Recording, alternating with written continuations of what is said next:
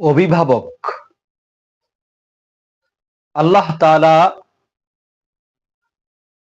কাউকে দান করেছেন সন্তান, ছেলে মেয়ে। এই হিসেবে পিতা অভিভাবক, মা অভিভাবক। মেরে মুহতারাম, অভিভাবক এই দায়িত্বটা এটা অনেক বড় একটা দায়িত্ব। আল্লাহ তাআলা আমাকে ছেলে দান করেছে, মেয়ে দান করেছে। মেয়েদের অসংখ্য হক আছে, এটা তার বাবা মা পুরা করবে।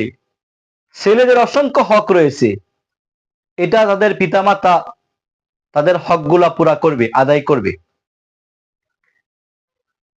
এটা একটা আমানতদারি। বুখারী শরীফের হাদিসে আল্লাহর হাবিব সাল্লাল্লাহু আলাইহি ওয়াসাল্লাম বলেন, আলা কুল্লুকুম রাইন ওয়া কুল্লুকুম মাসউলুন আন রায়াতিহি। আলা, হে লোক সকল, তোমরা শুনে রাখো, মনোযোগ সহকারে শ্রবণ করো।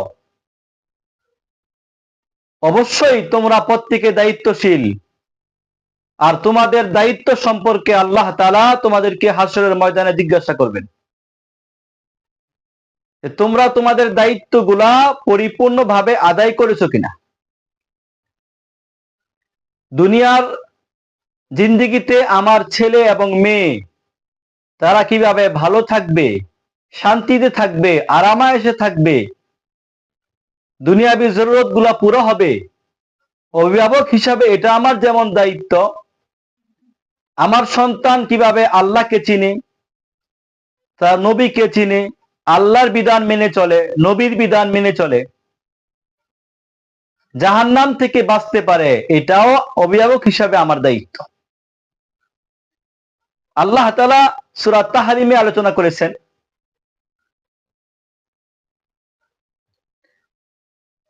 ইয়া আইয়ুহাল্লাযীনা আমানু কু আনফুসাকুম ওয়া আহলিকুম নারা। আল্লাহ তাআলা বলেন, হে ঈমানদারগণ, তুমি নিজে জাহান্নামের হাত থেকে বাঁচো, ও আহলিকুম, তোমার পরিবার পরিজনকে জাহান্নামের হাত থেকে রক্ষা করো। তাহলে মেরে মুহতারাম, আমার সন্তান, ছেলে মেয়েকে জাহান্নামের হাত থেকে রক্ষা করার দায়িত্ব আমার। আমরা অনেক সময় আমাদের অভিভাবক হিসেবে যে আমরা পিতামাতা আছি, আমরা অনেক সময় আমাদের দায়িত্ব বড় ভাইকে দিয়ে দেই, মেয়ের জামাইদেরকে দিয়ে দেই। তখন কি হয়, মেয়ের জামাই আমার সন্তানদের উপরে অনেক সময় জুলুম করে, অন্যায় অপরাধ করে।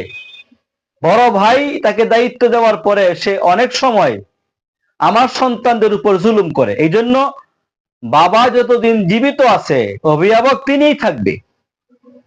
আমার মেয়ের বিবাহর প্রয়োজন, এখন যদি আমি পিতা হিসেবে জীবিত থাকার পরে আমার মেয়ের জামাইদেরকে দায়িত্ব দিয়ে দেই,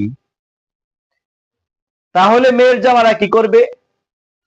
মেয়ের জামার থেকে ওই ছেলে বেশি বড়লোক হলে, বেশি শিক্ষিত হলে, অনেক সময় হিংসার কারণে দিতে চাবে না যে এই সংসারে আমাকে ছোট করা হবে, অতএব তার কাছে আমার শালিকাকে বিবাহ দেওয়া যাবে না। বা অনেক সময় মেয়ের জামাইরা লক্ষ লক্ষ টাকা শ্বশুরের কাছ থেকে নিয়ে ব্যবহার করতেছে। যখন আমার মেয়ের বিবাহের প্রয়োজন হয়, তো জামাইদের হাতে এখন টাকা পয়সা নাই, বিবাহ লাগলেই তো শ্বশুরের 5 লাখ 10 লাখ 20 লাখ টাকা যেগুলো জামাই নিয়ে গেছে এগুলো দিতে হবে। তখন মেয়ের জামাইরা বলবে যে না, ছেলে ভালো না, বা দিয়ে এখন দিয়েন না, পরে দেন, আমাদের পছন্দ হয় না। তো তাদের সমস্যা চাপিয়ে দিবে, ভালো একটা সম্বন্ধ আছে, এটা আপনার এই মেয়েকে বিবাহ দিবে না। বড় ভাই অনেক সময় চাইবে যে বিবাহ দিলে 5 লক্ষ টাকা লাগবে, কিভাবে কমে দেওয়া যায়,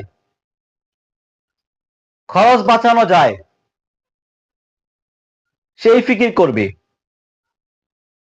এই জন্য পিতা জীবিত থাকা অবস্থায় মেয়ের জামাইদেরকে এবং বড় ছেলেদেরকে অভিভাবক বানানো যাবে না। হ্যাঁ, তাদের সঙ্গে পরামর্শ করতে হবে, তাদেরকে নিয়ে বসতে হবে, খোঁজ খবর নিতে হবে, কিন্তু সমস্ত চূড়ান্ত সিদ্ধান্ত নিবে অভিভাবক বাবা। বড় ভাই অনেক সময় ছোট ভাই প্রতি জুলুম করে যে না, সে মাত্র কাজে ঢুকছে, 2-4-5 বছর সে চাকরি করুক, বাড়িঘর করুক, টাকা পয়সা কামাক, তারপরে তাকে বিবাহ করাবো। অথচ সে যদি 5 বছর পরে বিবাহ করে তো তার বয়স 38 হয়ে যাবে, 40 হয়ে যাবে, তখন তার আর বিবাহের আগ্রহ থাকবে না, সে গুনাহ করবে। এই জন্য মেরি মুহতারাম, অভিভাবক হিসাবে আমার দায়িত্ব, আমি আমার বড় ছেলেকে দায়িত্ব দিব না, মেয়ের জামাইদেরকেও দিব না, কারণ তারা আমার সন্তানদের উপর জুলুম করবে। এই জন্য বাবা হিসেবে আমার দায়িত্ব আমি আদায় করব। হ্যাঁ, বড় ছেলেকে পরামর্শ রাখবো, তার সঙ্গে বুঝবো, খোঁজ খবর নিব, মেয়ের জামাইদেরকে রাখবো, কিন্তু চূড়ান্ত ফয়সালা আমি করব।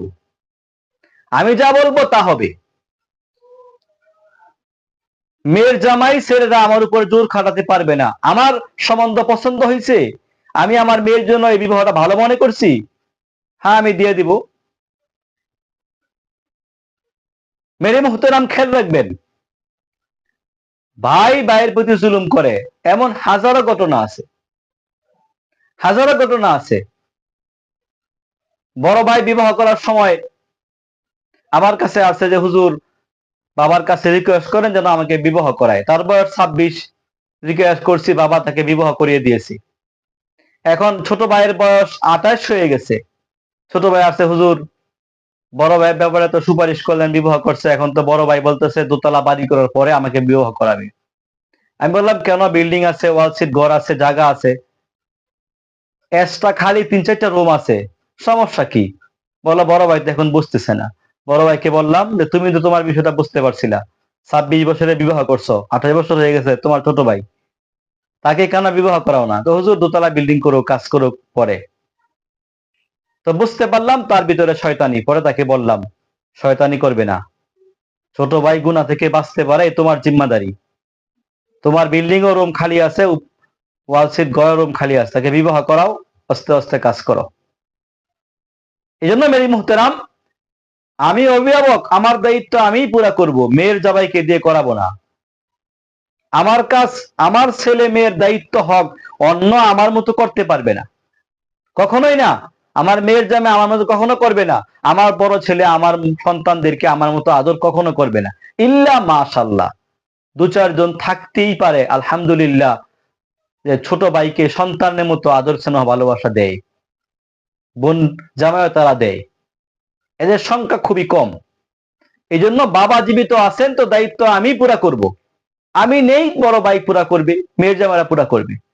এই জন্য আমি আমার সন্তানের মঙ্গল কামনা করব, কারণ এটাও আমার জন্য ইবাদত, আখিরাতে মুক্তির কারণ, যে আমি আমার ছেলে মেয়ে প্রত্যেকের প্রতি ইনসাফ করব।